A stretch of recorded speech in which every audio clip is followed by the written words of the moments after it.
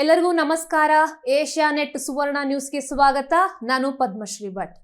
Big Boss Kannada season 11 ಶೋಗೆ wild card ಸ್ಪರ್ಧಿಯಾಗಿ ಹೋಗಿ ಗೇಮ್ ಚೇಂಜರ್ ಆಗಿದ್ದಂತಹ ರಜತ್ ಅವರು ಬಿಗ್ ಬಾಸ್ ಕನ್ನಡ ಸೀಸನ್ 12 ಕೂಡ ಸ್ಪರ್ಧಿಯಾಗಿ ಹೋದ್ರು.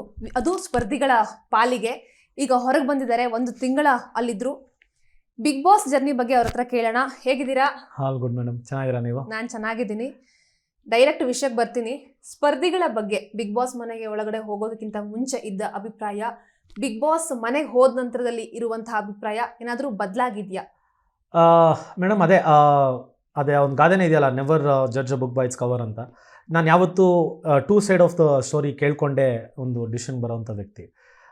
ನನಗೆ ಆಚೆ ಕಡೆ ಏನಿತ್ತು ಅದೆಲ್ಲ ನಾನು ಸೈಡ್ಗೆ ಇಟ್ಬಿಟ್ಟು ಒಳಗೆ ಹೋಗಿ ನೋಡಿದ್ಮೇಲೆ ಆಚೆ ಕಡೆ ಓಡ್ತಿರೋದೇ ಕರೆಕ್ಟು ಅನ್ನಿಸ್ತು. ಯಾಕಂದರೆ ಅಲ್ಲಿ ಕೆಲವರು ಮನ್ಸಿಗೆ ಬಂದಂಗೆ ಮಾತಾಡೋದು, ಕೆಲವರು ಇನ್ನೊಬ್ಬರು ಒಂದು ವಿಷಯ ಹೇಳಿದ್ರೆ ಅದನ್ನು ಬೇರೆ ಬೇರೆ ಆಯಾಮ ಕೊಡುವಂಥ ವ್ಯಕ್ತಿಗಳು, ಇನ್ನೊಬ್ಬರು ನಮ್ದಾಯಿತು ನಾವು ಆಯಿತು ಅಂತ ಆಟ ಆಡ್ತಾರೋರು ಇದ್ದಾರೆ. ಸೊ ಎಲ್ಲ ಥರ ನೋಡಿದ್ರು, ಮಜಾ ಆಯಿತು ಅಷ್ಟೇ. ಗಿಲ್ಲಿ ನಟನ ವಿಚಾರಕ್ಕೆ ಬರೋದಾದರೆ, ಗಿಲ್ಲಿ ಅವ್ರ ಜೊತೆ 24x7 ಇರೋಕ್ಕಾಗದೇ ಇಲ್ಲ. ಅವ್ರ ಕಾಮಿಡಿನ ನಾವೇನೋ ಒಂದೂವರೆ ಗಂಟೆ ಟಿವಿಲಿ ನೋಡಿ ಎಂಜಾಯ್ ಮಾಡ್ತೀವಿ, ಅವರ ಅಭಿಮಾನಿಗಳಾಗ್ಬೋದು. ಬಟ್ 24x7 ಇರೋಕ್ಕಾಗಲ್ಲ ಅಂತ ಜಾನ್ವಿ ಅವರೇ ಹೇಳಿದ್ದೀರಾ. ಈ ಮಾತು ಒಪ್ತೀರಾ? ಅದು ಒಂದು ಪಕ್ಷ ನಿಜಾನೇ ಮೇಡಮ್. ಇವಾಗ ನಂದು ಒಂದು ವೈಬ್ ಎಂತಕ್ಕೆ ಮ್ಯಾಚ್ ಆಗಿತ್ತು ಅಂತ ನಾನು 24 ಗಂಟೆ ಮಜಾ ಮಾಡ್ಕೊಂಡಿರೋವಂಥ ವ್ಯಕ್ತಿ. ಬಟ್ ಆದರೆ ಅಷ್ಟು ತೀರಾ ಇರಿಟೇಟ್ ನಾನು ಮಾಡಲ್ಲ. ಆದರೆ ಗಿಲ್ಲಿ ಕ್ಯಾರೆಕ್ಟ್ರೇ ಅದು. ಅವನು ಜೋವೆಲ್ ಆಗಿರ್ತಾನೆ, ನಗಾಡಿಸ್ತಾನೆ, ಮಾತಾಡ್ತಾನೆ ಅನ್ನೋದು ಇದ್ದಾಗ ಅದು ಒಂದು ಪಕ್ಷ ಅವ್ರಿಗೂ ತೊಗೊಬೋದು. ಅಂದರೆ ಗಿಲ್ಲಿಗೆ ಆಪೋಸಿಟ್ ಆಗಿದ್ರೆ ಸಾಯಿಸ್ದ ಅವನು, ಆಯಿತಾ? ಆ ಥರ ಏನು ಮಾಡೋಕ್ಕಾಗುತ್ತೆ? ಅವನು ಅದ್ರ ಜೊತೆಗಿದ್ದಾಗ ನಮ್ಮನ್ನ ಬಿಟ್ಬಿಟ್ಟು ಬೇರೆಯವ್ರನ್ನ ರೇಗಿಸ್ತಾನೆ, ಅದು ನಾವು ತಗೊಂತೀವಿ. ಅದು ನಮ್ಮ ಆಪೋಸಿಟ್ ಆಗ್ಬಿಟ್ರೆ ರೇಗಿಸ್ತಾ ಕೂತಿದ್ರೆ ಅದು ಎಷ್ಟೊಂದು ತೊಗೊಳಕ್ಕಾಗುತ್ತೆ. ಸೊ ಅದಾಗಿರೋದು ನಿಜ. ನನಗೂ ಸ್ಟಾರ್ಟಿಂಗ್ ವೀಕಲ್ಲಿ ಹೋಗಿದ ತಕ್ಷಣ ನಾವು ಒಂದು ವರ್ಷ ಎಲ್ಲೋ ಆಚೆ ಇದ್ದವರು ಸಡನ್ನಾಗಿ ಮನೆ ಒಳಗೆ ಹೋಗ್ತೀವಿ. ಅದು ಕಿಟ ಅಂದಾಗ ನನಗೂ ಇರಿಟೇಷನ್ ಅನ್ನೋದು ಆಯಿತು. ಆವಾಗ ಬೈದು ಜಗಳಾಡಿರೋದು ಉಂಟು. ಅದಾದಮೇಲೆ ನಮ್ಮದು ಒಂದು ವೈಬ್ ಮ್ಯಾಚ್ ಆಗೋಯ್ತು, ಜೊತೆಗಿದ್ವಿ, ತುಂಬ ಮಜಾ ಮಾಡಿದ್ದೀವಿ. 24 ಗಂಟೆ ಕಷ್ಟನೇ ಮೇಡಮ್ ಆಪೋಸಿಟ್ ಆಗಿರೋದು. ಗಿಲ್ಲಿ ಅವ್ರ ಜೊತೆ ನೀವು ಸಪೋರ್ಟ್ ಮಾಡ್ಕೊಂಡಿದ್ರಿ, ಅವರ ಕಾಮಿಡಿಗಳಿಗೆ ಸಿಕ್ಕಾಪಟ್ಟೆ ನಕ್ಕಿದ್ದು ನೀವೇ, ನಾನು ನೋಡಿದ ಪ್ರಕಾರ. ಈಗ ಆಡಿಯನ್ಸ್ ಕೂಡ ಅದೇ ಹೇಳ್ತಾ ಇದ್ದಾರೆ, ರಜತ್ ಅವ್ರು ಹೊರಗಡೆ ಬಂದ್ಬಿಟ್ರು, ರಜತ್ ಅವ್ರು ಅಲ್ಲೇ ಇರಬೇಕಾಗಿತ್ತು, ಗಿಲ್ಲಿ ಮತ್ತೆ ರಜತ್ ಅವರ ಕಾಂಬಿನೇಷನ್ ತುಂಬಾ ಚೆನ್ನಾಗಿತ್ತು ಅಂತ ಹೇಳ್ತಾ ಇದ್ದಾರೆ. ಹೌದು, ಅದೊಂಥರ ವೈಬ್ ಮ್ಯಾಚ್ ಆಯಿತು. ಆಮೇಲೆ ಅವನು ಮಂಡ್ಯದವನೇ, ನಮ್ಮ ಊರ ಪಕ್ಕದೂರೇ ಅವನದು. ಸೊ ಅದು ಹೆಂಗಾಗೋಯ್ತು ಅಂದರೆ, ಈ ಹೋಗ್ಲಾ ಬಾರ್ಲಾ, ಈ ಒಂದು ಸಾಂಗ್ ಇದೆಯಲ್ಲ ಡ್ರಾಮಾಲಿ, ತುಂಡೈ ಕ್ಲಾಸ್ ಆವಾಸ. ಸೊ ಆ ಥರ ನಾನು ಅವನು ಒಂಥರ ಮ್ಯಾಚ್ ಆಗೋದ್ವಿ. ಆ ಭಾಷೆ ಆಗಿರಲಿ, ಆ ನಂಟಾಗಿರಲಿ, ಅದೆಲ್ಲಿಂದನೋ ಬಂದಿದ್ದಕ್ಕೆ ಆ ಥರ ಒಂದು ವೈಬ್ ಕ್ರಿಯೇಟ್ ಆಗಿ ತುಂಬ ಕ್ಲೋಸ್ನೆಸ್ ಆಗೋಯ್ತು. ನಾನು ಹಂಗೆ ಮಾತಾಡೋದು, ಅವನು ಹಂಗೆ ಮಾತಾಡೋದು. ಸೊ ಆ ಕಾರಣಕ್ಕೆ ನಾವು ಜೊತೆಗಿದ್ದು ತುಂಬ ಅದು ಪ್ಯೂರ್ ಫ್ರೆಂಡ್ಶಿಪ್ ಮೇಡಮ್. ಇದರಲ್ಲಿ ಹಿಂದೆ ಏನೋ ಮನಸ್ಸಲ್ಲಿ ಇಟ್ಕೊಂಡು ಆಡಿದಂತೂ ಇಲ್ಲ. ನನಗೆ ಇಷ್ಟ ಆಯಿತು, ನಾನು ಜೊತೆಗಿದ್ದೆ. ಗಿಲ್ಲಿ ಅವರು ಒಂದು ಮಾತನ್ನ ಹೇಳ್ತಾರೆ ನಿಮ್ಮ ಮುಂದೆ, ರಿಷಾ ಹೋದ್ಮೇಲೆ ಯಾರು ಸಿಕ್ಕಿರ್ಲಿಲ್ಲ, ಇವಾಗ ಚೈತ್ರ ಸಿಕ್ಕಿದ್ರು, ಇವಾಗ ಬಿಡಲ್ಲ, ಮನೆ ಕಿಲಕಿಲ ಅಂತ ಇರ್ಬೇಕು, ನನಗೆ ಸೈಲೆಂಟ್ ಆಗಿದ್ರೆಲ್ಲ ಆಗದೇ ಇಲ್ಲ ಅಂತ. ಅಂದ್ರೆ ಅವ್ರು ಯಾರನ್ನಾರು ಒಬ್ಬನು ಹುಡುಕ್ತಾ ಇರ್ತಾರ ಅಂತ. ಈಗ ಧ್ರುವಂತ್ ಹೇಳುವಂತೆ ಅವರು ಒಂಥರ ತಿಗಣೆ ತರ ಹುಡುಕ್ತಾ ಇರ್ತಾರೆ, ಯಾರಿಗಾರು ಮಾತಾಡಕ್ಕೆ ಅವ್ರಿಗೆ ಕಂಟೆಂಟ್ ಬೇಕು, ಯಾರಾದ್ರೂ ಬೇಕು ಅಂತ. ಕಂಟೆಂಟ್ ಅಲ್ಲ ಅದು ನಾನು ಹೇಳಿದ್ನಲ್ಲ, ಅವನು ವಿಷಯಕ್ಕೆ ಆಪೋಸಿಟ್ ಹೋಗಿ ತಗಲಾಕೊಂಡ್ರು ಅಂದ್ರೆ ಇದೇ ಮಾಡೋದು. ಅವನು ನೋಡ್ತಾ ಇರ್ತಾನೆ, ಈ ಥರ ಈಸಿಯಾಗಿ ಯಾರು ಕೀ ಕೊಟ್ರೆ ಕಿಟ್ಟಾರು ಅಂತ ಇವಳು ಕಿರಿಸ್ತಾಳೆ ಚೈತ್ರ. ಸೊ ಅದು ನಾನು ಮಜಾ ಮಾಡಿದ್ದುಂಟು, ಸಿಕ್ಕಾಬಿಟ್ಟೆ ಫನ್ ಇತ್ತದು. ಏನು ರೋದನೆ ಕೊಟ್ಟ ಅವಳಿಗೆ ಅಂತ ಮಾತಾಡೋನು ತಿರುಗಿ ಡೋರ್ ಹಾಕೊಂಡ್ಬಿಡೋನು, ಮಾತಾಡೋನು ತಿರುಗಿ ಡೋರ್ ಹಾಕೊಂಡ್ಬಿಡೋನು. ಅದೊಂಥರ ಮಜಾ ಇತ್ತು. ಬಟ್ ಅದ್ರ ಆಪೋಸಿಟ್ ಇರೋರಿಗೆ ಅದು ತೊಗೊಳಕ್ಕಾಗಲ್ವಲ್ಲ, ಅದು ಇರಿಟೇಷನ್ ಆಗುತ್ತೆ, ತಿಗಣೆನೆ. ನಿಮ್ಮ ಧೈರ್ಯವನ್ನ ಮೆಚ್ಚಬೇಕು. ಯಾಕಂದ್ರೆ ಗಿಲ್ಲಿ ನಟನಿಗೆ ಒಂದಷ್ಟು ಅಭಿಮಾನಿಗಳು ಇದ್ದಾರೆ ಅನ್ನೋದು ನಿಮಗೆ ಮೊದಲೇ ಗೊತ್ತಿದ್ದು ನೀವು ಒಳಗಡೆ ಹೋದ ನಂತರದಲ್ಲೂ ಅವರ ವಿರುದ್ಧವಾಗಿ ಒಂದಷ್ಟು ಮಾತಾಡ್ತೀರಾ, ಇರಿಟೇಟ್ ಅಂತ ಹೇಳ್ತೀರಾ, ಆಮೇಲೆ ಫಿನಾಲೆವರೆಗೂ ನಾನು ಇರ್ತೀನಿ ಅದೆಲ್ಲ ಮಾತಾಡ್ತೀರಾ, ಸವಾಲ್ ಹಾಕ್ತೀರಾ. ಅಂದ್ರೆ ಹೊರಗಡೆ ಅಭಿಮಾನಿಗಳು ಅವ್ರು ಏನೇ ಮಾಡಿದ್ರು ಸರಿ ಅಂತ ಅನ್ಕೊಂಡ್ಬಿಡ್ತಾರೆ ಕೆಲವೊಮ್ಮೆ. ಅವರು ಅಂತಲ್ಲ, ಬೇರೆ ಯಾವುದೇ ಒಂದು ಸ್ಪರ್ಧಿ ಫೇವ್ರೇಟ್ ಅಂತ ಅಂದಾಗ ಅವ್ರ ಪರವಾಗಿ ನಾವು ಮಾತಾಡ್ಬೇಕು, ಉಳಿದವರು ಕೂಡ ಹಾಗಾಗ್ಬಿಡುತ್ತೆ. ಬಟ್ ನೀವು ಅದನ್ನ ಮೀರಿ ರಜತ್ ಆಗಿ ಆಟ ಆಡಿದ್ರಿ ಮೇಡಮ್. ಇದನ್ನು ನಾನು ಓಪನ್ ಆಗಿ ಹೇಳಬೇಕು ಅಂದರೆ, ಗಿಲ್ಲಿ PR ಯಾರೋ ಇದ್ದಾನೆ ಮೇಡಮ್, ಅವನ ಹೆಸರು ನನಗೆ ಗೊತ್ತಿಲ್ಲ, ಅವ್ನು ಯಾರು ಅಂತ ತಿಳ್ಕೊತೀನಿ. ಬಟ್ ಆದರೆ ಅವನು ಗಿಲ್ಲಿ PR, ಗಿಲ್ಲಿಗೆ ಹೆಂಗೆ ತಂದೆ ತಾಯಿ ಫ್ಯಾಮಿಲಿ ಎಲ್ಲ ಇರುತ್ತೋ ಅದೇ ಥರ ಪ್ರತಿಯೊಬ್ಬ ಕಂಟೆಸ್ಟೆಂಟ್ಸ್ಗೂ ಒಂದು ಫ್ಯಾಮಿಲಿ ಅನ್ನೋದಿರುತ್ತೆ, ತಂದೆ ತಾಯಿ ಅನ್ನೋದಿರುತ್ತೆ. ಈ 3rd ಕ್ಲಾಸ್ ಲೆವೆಲ್ಗೆ ಇಳಿದ್ಬಿಟ್ಟು ಕಮೆಂಟ್ ಹಾಕ್ಸೋದು, ಈ 3rd ಕ್ಲಾಸ್ ಲೆವೆಲ್ಗೆ ಇಳಿದ್ಬಿಟ್ಟು ಮಾತಾಡ್ಸೋದು ತಪ್ಪು. ಯಾಕಂದರೆ ಅದು ಏನಾಗುತ್ತೆ ಅಂದರೆ, ಈ ನನ್ನ ಮಗನಿಗೆ ಎಫೆಕ್ಟ್ ಆಗಲ್ಲ. ಅದು ಗಿಲ್ಲಿ ಫ್ಯಾನ್ಸ್ ಇಂಥವ್ರು ಅನ್ಕೊತಾರೆ. ಗಿಲ್ಲಿ ಫ್ಯಾನ್ಸ್ ಈ ಥರ ಮಾತಾಡ್ತಾರ, ಇಷ್ಟು ಅಸಹ್ಯಕ್ಕೆ ಮಾತಾಡ್ತಾರ, ಇಷ್ಟು ಕೆಳಗೆ ಇಳಿದು ಮಾತಾಡ್ತಾರ ಅಂತ ಗಿಲ್ಲಿ ಫ್ಯಾನ್ಸಿಗೆ ಬರುತ್ತದ್ದು. ಈ ಕಿತ್ತೋದವನಿಗೆ ಅವ್ನು ದುಡ್ಡು ಬೇಯಿಸ್ಕೊಬೇಕು, ಅವ್ನು ಬೆಳೆ ಬೇಯಿಸ್ಕೊಬೇಕು ಅಂತ Gilli P R okay, but ಕರೆಕ್ಟಾಗಿ ಮಾಡು ಕೆಲಸನ. ಇವಾಗ ಅವ್ನು ಯಾರೋ ಗಿಲ್ಲಿ ಪಿ ಆರ್ ನನ್ನ ಮುಂದೆ ಬಂದು ಮಾತಾಡೋ ತಾಕತ್ ಅವ್ನಿಗೈತಾ? ಅದಿಲ್ಲ. ಹಂಗಿದ್ದಾಗ ಅಫಿಷಿಯಲ್ ಆಗಿ ಮಾಡಿರಿ, ನಿಮ್ಮ ಕೆಲಸನ ಸ್ಟ್ಯಾಂಡರ್ಡ್ ಆಗಿ ಮಾಡಿ. ಬೇರೆ ಫ್ಯಾಮಿಲಿಯವ್ರಿಗೂ ಟಾರ್ಗೆಟ್ ಮಾಡೋದು, ಬೇರೆ ಅಪ್ಪಂದಿರ ಬಗ್ಗೆ ಮಾತಾಡೋದು, ಅಮ್ಮಂದಿರ ಬಗ್ಗೆ ಮಾತಾಡೋದು, ಅವ್ನು ನನ್ನ ಮುಂದೆ ಬಂದು ಮಾತಾಡೋದು ನನಗೇನು ಮಾಡಬೇಕು ಅಂತ ಅವ್ನಿಗೆ ಗೊತ್ತು. ಹಂಗಿಲ್ದಿರೋವಾಗ ಸ್ಟ್ಯಾಂಡರ್ಡ್ ಆಗಿ ಮಾಡಿರಿ ಪಿ ಆರ್ ಕೆಲಸ. ನಿಮ್ಗೇನು ಅಷ್ಟೇ ದುಡ್ಡು ಕೊಡೋದು, ಅವ್ರೂ ನಿಯತ್ತಾಗಿ ಮಾಡಿರಿ ಕೆಲಸ.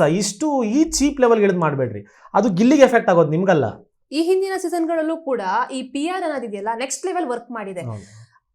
ಹಂಗೆ ಹೇಳಕ್ ಹೋದ್ರೆ ಈ ಸೀಸನ್ ಸ್ವಲ್ಪ ಕಡಿಮೆ ಅಂತ ಹೇಳ್ಬೋದು. ನೀವು ಈ ಹಿಂದಿನ ಸೀಸನ್ಗಳನ್ನ ತೆಗೆದು ನೋಡಿದ್ರೆ, ಸಂಗೀತ ಇರ್ಬೋದು, ಕಾರ್ತಿಕ್ ಅವರ ಸೀಸನ್ ನೋಡಿದ್ರೆ ನೆಕ್ಸ್ಟ್ ಲೆವೆಲ್ ಕಮೆಂಟ್ಸ್ಗಳು, ಪ್ರತಿಯೊಬ್ಬರ ಕ್ಯಾರೆಕ್ಟರ್ಗಳ ಬಗ್ಗೆ ಮಾತಾಡೋದು, ಅವರ ಕುಟುಂಬದ ಬಗ್ಗೆ ಹೋಗೋದು, ಯಾಕೆ ಈ ಮಟ್ಟಕ್ಕೆ ಅಂತ, ಆ ರೇಂಜಿನ ಒಂದು ಜಿದ್ದಿ ಯಾಕೆ ಅಂತ. ಅದು ಸ್ಟಾರ್ಟ್ ಆಗೋದೇ ಇವರಿಂದ ಮೇಡಮ್, ಪಿ ಆರ್ಗಳಿಂದ. ಅದೇನಾಗುತ್ತೆ ಅಂದಾಗ ನಾನು ಟು ಬಿ ವೆರಿ ಫ್ರ್ಯಾಂಕ್, ನಾನಂತೂ ಯಾವ ಪಿ ಆರ್ಗೂ ಕೊಟ್ಟಿಲ್ಲ. ಅಂದರೆ ನಂದು 10th ಸೀಸರು ಒಬ್ಬರು ಒಪ್ಕೊಂಡಿದ್ರು, ಅವ್ರ ಹೆಸರು ನಾನು ಮಾಡ್ತೋದೆ ಪಾಪ, ಐಮ್ ಸಾರಿ. ಅವರು ನನ್ನ ಪಿ ಆರ್ ಬಂದು 10th ಸೀಸನ್ಗೆ ತುಂಬ ಡಿಗ್ನಿಫೈಡ್ ಆಗಿ ಮಾಡಿ, ಆ್ಯಕ್ಚುಲಿ ಅವ್ರು ಅಷ್ಟು ಮಾಡಿಲ್ಲ ಅಂತಲೂ ಆಚೆ ನನಗೆಲ್ಲರೂ ಟಾಕ್ಸ್ ಬಂದರು. ಅವ್ರದ್ದು ಇನ್ನೂ ಪೇಮೆಂಟು ಕ್ಲಿಯರ್ ಆಗಿಲ್ಲ, ನಂದು ಅವ್ರದ್ದು, ಯಾಕಂದರೆ ಇನ್ನೂ ಮಾತುಕತೆ ವಿವಾದಲ್ಲೇ ಇತ್ತು ಅಂತ. ಈ 11th ಸೀಸನ್ ಅಂತೂ ನಾನು ಯಾರಿಗೂ ಪಿ ಆರ್ಗೆ ಕೊಡಲಿಲ್ಲ. ನಮ್ಮ ಹುಡುಗಂಗೆ ಕೊಟ್ಬಿಟ್ಟು ಹೋಗಿದ್ದೆ, ಏನಿದ್ರು ನೀಟಾಗಿ ಹ್ಯಾಂಡಲ್ ಮಾಡು, ಬೇರೆ ಏನು ಮಾಡಬೇಡ ಅಂತ. ಪಿ ಆರ್ ಕೊಡದೆ ನೀನು ಕೆಲಸ ಮಾಡೋದು ಬೇರೆ, ಪಿ ಆರ್ಗಳು ಕೊಟ್ಬಿಟ್ಟು ಒಂದು ನರಿನ ತಗೊಂಬಂದು ನೀನು ಸಿಂಹ ಅಂತ ತೋರಿಸಿದ್ರೆ ತಪ್ಪಾಗುತ್ತೆ. ತುಂಬ ಜನ ಅದನ್ನು ಮಾಡ್ತಾ ಇದ್ದಾರೆ, ಅದನ್ನು ಮಾಡಬಾರ್ದು. ಇವಾಗ ಧ್ರುವಂತದ್ದು ಏನೇನು ಟೋಸ್ಟ್ ಇದು ಆಮೇಲೆ ರಕ್ಷಿತನ್ಗೆ ಹೆಂಗೆ ಎಲ್ಲ ಮಾತಾಡ್ತಾ ಇದ್ದಾರೆ, ಎಲ್ಲರೂ ಅದಂಗೆ ಮಾಡಬಾರ್ದು. ನಿಮ್ಮ ಪಿ ಆರ್ಗಳ ಕೆಲಸ ನೀವು ಮಾಡಿರಿ, ತೊಂದರೆ ಇಲ್ಲ. ಬಟ್ ಆದರೆ ಪಾಪ ಗಿಲ್ಲಿ ಅವ್ನ ಪಾಡಿಗೆ ಅವ್ನು ನಿಯತ್ತಾಗಿ ಒಳಗೆ ಅವ್ನ ಪಾಡಿಗೆ ಅವ್ನು ಆಡ್ತಾ ಇರೋ ಆಟನ ಪಿ ಆರ್ಗಳು ಕೆಡಿಸ್ತಾವ್ರೆ. ಕೆಟ್ಟದಾಗ ಕಮೆಂಟ್ ಹಾಕ್ಸೋದು, ಕೆಟ್ಟದಾಗ ಮಾತಾಡೋದು, ಆ ಥರ ಇದ್ದಾಗ ಅದು ಗಿಲ್ಲಿಗೆ ಡೈರೆಕ್ಟಾಗಿ ಎಫೆಕ್ಟ್ ಆಗ್ತಾ ಇದೆ, ಬೇರೆ ಯಾರಿಗೂ ಆಗ್ತಾ ಇಲ್ಲ. ಅದನ್ನು ಮಾಡಬಾರ್ದು ಅಂತ ನಾನು ವಿಶ್ ಮಾಡ್ತಾ ಇದ್ದೀನಿ ಅಷ್ಟೇ. ಈಗ ಧ್ರುವಂತ್ ವಿಚಾರವನ್ನ ನೀವಲ್ಲ ಬಿಗ್ ಬಾಸ್ ಮನೇಲಿ ಇದ್ದಾಗ ಅಪೋಸ್ ಮಾಡಿದ್ರಿ, ಧ್ರುವಂತ್ ಆಟ ಅಥವಾ ಅವರ ಒಂದು ವಿಚಾರಧಾರೆ ಇರ್ಬೋದು, ಅವರ ವೇ ಆಫ್ ಥಿಂಕಿಂಗ್ ಇರ್ಬೋದು, ಧ್ರುವಂತ್ ಡ್ಯಾನ್ಸ್ ಮಾಡ್ತಿರೋದು ಅಥವಾ ಧ್ರುವಂತ್ ಬಿಹೇವ್ ಮಾಡ್ತಿರೋದು, ಆ ಆಂಗರು ಅದೆಲ್ಲ ತುಂಬಾ ಟ್ರೋಲ್ ಆಗ್ತಿದೆ ಹೊರಗಡೆ. ಏನ್ ಆಗ್ತಿದೆ ಅಂತ ಅಲ್ಲಿ ಒಳಗಡೆ ಅವ್ರ ಮೈಂಡ್ ಅಲ್ಲಿ ಏನು ಓಡ್ತಾ ಇದೆ? ಮೇಡಮ್, ಫಸ್ಟ್ ಆಫ್ ಆಲ್ ನಾನು ಧ್ರುವಂತ್ ಬಗ್ಗೆ ಮಾತಾಡೋದಿಲ್ಲ. ಆಮೇಲೆ ನಾನು ಇಲ್ಲಿ ಮಾತಾಡ್ಬಿಟ್ಟೆ ಅಂದರೆ ಆಮೇಲೆ ತಿರ್ಗಾ ನನಗೆ ಏನೋ ನನ್ನಿಂದೆ ಬಿದ್ದಿದ್ದಾರೆ ಅಂತ ಆಚೆ ಬಂದಮೇಲೆ ಅವ್ನು ಮಾತಾಡ್ತಾನೆ. ಅವ್ನ ಸವಾಸ ನನಗೆ ಬೇಡವೇ ಬೇಡ, ನನಗೆ ಆಚೆನೂ ಒಂದು ಪರಿಚಯ. ಬಟ್ ಈ ಥರ ಒಂದು ಮೆಂಟಾಲಿಟಿ ಇರಬಾರ್ದು. ನೀನು ಜೋಕ್ ಮಾಡು, ಫನ್ ಮಾಡು. ಜೋಕ್ ಮಾಡಿದಾಗ ಬೇರೆಯವ್ರು ನಗ್ಬೇಕೆ ಹೊರತು ಬೇರೆಯವ್ರು ಕೋಪ ಬರಬಾರ್ದು. ಅವ್ನು ಮಾಡೋದು ಕೋಪ ಬರೋಂಗೆ ಆಗೋದದು. ಅಂದ್ರೆ ನಿಮ್ಮ ಜೊತೆ ವಾಗ್ವಾದ ಆಗುವಾಗ್ಲೂ ಅವ್ರು ಡ್ಯಾನ್ಸ್ ಮಾಡ್ತಾ ಇದ್ರು, ಆಮೇಲೆ ಅವ್ರ ಎಕ್ಸ್ಪ್ರೆಷನ್ ಗಳೆಲ್ಲ, ಜೆಸ್ಚರ್ಸ್ ಎಲ್ಲ ತುಂಬಾ ಚೇಂಜ್ ಇರ್ತಾ ಇತ್ತು. ಅಂದ್ರೆ ಈ ತರ ಧ್ರುವಂತನ ನಾವು ಹೊರಗಡೆ ನೋಡಿರ್ಲಿಲ್ಲ. ಹೌದು, ಈ ಥರ ಧ್ರುವಂತ ನಾನು ಹೊರಗಡೆ ನೋಡಿದ್ದೆ, ಅದಕ್ಕೆ ಅವನ ಹತ್ರ ದೂರ ಇದ್ದಿದ್ದು ನಾನು. ನನಗೊಂದು ಆಗೋದೇ ಇಲ್ಲ. ಅವ್ನು ಹೇಳ್ತಾನೆ ನನಗೆ ಹಳೆ ಆಚೆನೂ ಪರಿಚಯ ಅಂತ, ಆಚೆ ಪರಿಚಯ. ಬಟ್ ಈ ಥರ ಎಲ್ಲ ಮಾತಾಡಿದಾಗ ನಾನು ಸ್ವಲ್ಪ ದೂರ ಇದ್ಬಿಡ್ತೀನಿ ಇದೆಲ್ಲದ್ರಿಂದನೂ.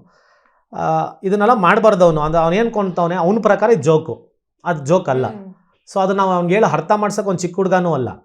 ಸೊ ನಮ್ಗೆ ಅದು ಬೇಡವಲ್ಲ. ಅದೌದು. ರಕ್ಷಿತಾ ಶೆಟ್ಟಿ ಅವರು ನಿಮಗೆ ಕ್ಯೂಟಿ ಪೈ ಅಂತ ಕರೆದ್ಬಿಟ್ರು, ಅದ್ರ ಬಗ್ಗೆ ಏನು ಅನಿಸ್ತು? ನಾನು ನೆನ್ನೆ ನಮ್ಮ ಅಮ್ಮನ ಹತ್ರ ಮಾತಾಡ್ತಾ ಇದ್ದೆ, ನನಗೊಂದು ತಂಗಿ ಕೊಡಬೇಕಾಗಿತ್ತಲ್ಲ, ಯಾಕೆ ಹಿಂಗೆ ಮಾಡಿಬಿಟ್ಟೆ ಅಂತ ನಮ್ಮ ಅಮ್ಮ ಹೇಳಿದ್ರು.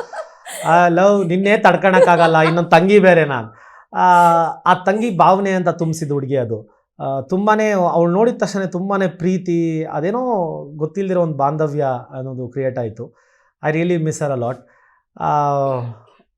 ನಾನಲ್ಲ ಆ್ಯಕ್ಚುಲಿ ಕ್ಯೂಟಿ ಪೈ, ಅವಳು ಕ್ಯೂಟಿ ಪೈ. ಬಟ್ ಆದರೆ ಕೋಪ ಬಂದರೆ ಮನುಷ್ಯಲಲ್ಲ, ಅದೊಂದು ಪ್ರಾಬ್ಲಮ್ಮು. ಬಾಯಿಗೆ ಬಂದಿದ್ದು ಮಾತಾಡ್ಬಿಡ್ತಾಳೆ, ಕೋಪ ಮಾಡ್ಕೊಂಡ್ಬಿಡ್ತಾಳೆ ಬೇಗ. ಸೊ ಕಾವ್ಯನ ಸ್ಪಂದನ ಸೈಡ್ಗಿಟ್ಟು ಆಡ್ರೆ ಒಳ್ಳೇದಾಗುತ್ತೆ ಅವಳಿಗೆ.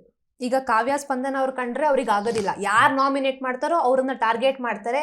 ಈಗ ನೀವು ನೋಡಿದ್ರಿ ಸೀಕ್ರೆಟ್ ರೂಮ್ನಲ್ಲಿ ಇದ್ದಾಗೆಲ್ಲ ಹೇಗೆ ಆಟ ಆಡಿದ್ರು, ಯಾವ ರೀತಿ ಸೈಡ್ ಲೈನ್ ಮಾಡಿದ್ರು. ಆಮೇಲೆ ಅದು ಯಾವುದು ಗಲೀಜ್ ಮಾಡಬೇಕು ಮನೆ ಅಂತ ಬಂದಾಗ ರಾಶಿಕಾ ಅವರ ಒಂದು ಪೋಚ್ ಮೇಕಪ್ ಕಿಟ್ನ ತಗೊಂಡು ಎಸ್ದಿರೋದು. ಅಂದ್ರೆ ಗಲೀಜ್ ಮಾಡಬೇಕು ಮನೇನ, ನಾನು ಅದನ್ನು ಒಪ್ಪುತ್ತೀನಿ. ಬಟ್ ಬೇರೆಯವರ ಬಟ್ಟೆಗಳು, ಆ ಮೇಕಪ್ ಸೆಟ್ ಅದೆಲ್ಲ ಮಾಡೋ ಅವಶ್ಯಕತೆ ಇರಲಿಲ್ಲ ಅಂತ ನಂಗೆ ಅನಿಸ್ತು. ಧ್ರುವಂತ್ ಎಲ್ಲೋ ಒಂದ್ ಕಡೆ ಅವ್ರು ಲಿಮಿಟಲ್ಲಿ ಮಾಡಿದ್ದಾರೆ, ಬಟ್ ರಕ್ಷಿತಾ ಅವ್ರದ್ದು ಹಂಗೆ ಅನಿಸ್ತು. ಇಲ್ಲ, ಆ್ಯಕ್ಚುಲಿ ರಕ್ಷಿತಾ ನಾನು ಹೇಳಿದ್ನಲ್ಲ, ಕೋಪ ಬಂದರೆ ಅವಳು ಮನುಷ್ಯಲಲ್ಲ. ಅದೇನೋ ಜಿದ್ದಿಡ್ಕೊಂಡ್ಬಿಟ್ಟಿದ್ದಾಳೆ ಸ್ಪಂದನ ಮೇಲೆ, ಕಾವ್ಯನ ಮೇಲೆ. ಅದು ಆಗಬಾರ್ದಾಗಿತ್ತು, ಯಾಕಂದರೆ ಅದು ಅವಳಿಗೆ ಎಫೆಕ್ಟ್ ಆಗ್ತಾ ಇದೆ, ಅವಳಿಗೆ ಆಟಕ್ಕೆ, ಅವಳ ಗೇಮ್ಗೆ. ಇವಳು ಮಾಡಿದ್ದಕ್ಕೆ ಧ್ರುವಂತ ಒಳ್ಳೆ ಮಾಡ್ಬಿಟ್ಟ. ಆ್ಯಕ್ಚುಲಿ ಇಲ್ಲ, ಅದು ನಿಜನೇ ಅಲ್ಲ, ಅದು ಫ್ಯಾಕ್ಟ್ ನನಗೆ ಗೊತ್ತಲ್ವ. ಸೊ ಇವಳು ಮಾಡಿದ ಕೆಲಸಕ್ಕೆ ಅವ್ನು ಒಳ್ಳೆ ಥರ ಕಾಣಿಸ್ದ. ಸೊ ಇವಳು ಅವರಿಬ್ಬರನ್ನು ಬದಿಗಿಟ್ಟು ಆಡೋಕ್ಕೆ ಸ್ಟಾರ್ಟ್ ಮಾಡಿದ್ರೆ ಇನ್ನು ಮುಂದೆ ಆದರೂ ಒಳ್ಳೇದಾಗುತ್ತೆ ಅನ್ಸುತ್ತೆ. ಯಾಕಂದರೆ ಅವಳಿಗೆ ಈ ಗಿಲ್ಲಿ ವಿಷಯ, ಕಾವ್ಯ ವಿಷಯ, ಇಲ್ಲ ಸ್ಪಂದನ ವಿಷಯ ಅದೇ ಎಫೆಕ್ಟ್ ಆಗ್ತಾ ಇಲ್ಲ. ಅದೇನಾಗುತ್ತೆ ಅಂದಾಗ ಪ್ರತಿ ಸತಿ ರಕ್ಷಿತಾ ಅಂತ ಇವರಿಬ್ಬರು ಟಾರ್ಗೆಟ್ ಮಾಡಿದಾಗ ಅವಳಿಗೂ ಎಲ್ಲೋ ಅನಿಸುತ್ತೆ, ಹೌದಪ್ಪ ನನ್ನ ಇವರಿಬ್ಬರು ಮಾಡ್ತಾರೆ, ನನಗೆ ಇವರಿಬ್ಬರು ಇಷ್ಟ ಇಲ್ಲ ಅನ್ನೋದು ಅವಳ ಮೈಂಡೆಲ್ಲ ಕೂತ್ಕೊಂಡ್ಬಿಟ್ಟಿದೆ. ಅದು ತೀರಾ ಅತಿ ಆಗ್ತಾ ಇದೆ, ಅದು ಆಗಬಾರ್ದು ಅಂತ ನಾನು ಕೇಳ್ಕೊತಾ ಇದ್ದೀನಿ.